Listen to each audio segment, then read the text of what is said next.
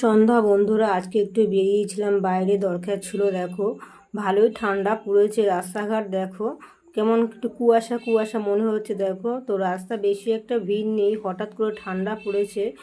যাই হোক, আমি যে কাজের জন্য গেলাম সেই কাজটা করি এবার। তো দেখো আমার বাড়ির কাছ দিকেই যাচ্ছি, তো একটা কি সুন্দর সেলুন খুলেছে আমার বাড়ির কাছে, ফ্যামিলি সেলুন।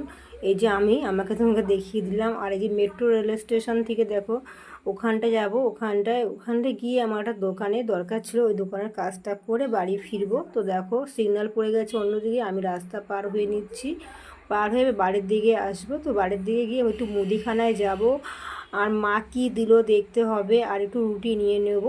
তো এইভাবে আমি একটু হাঁটতে হাঁটতে বেরিয়ে পড়লাম। দেখো রুটির দোকানে চলে আসলাম, কাকিমা রুটি ভাজছে, বললাম কাকিমা রুটি দিয়ে দিন।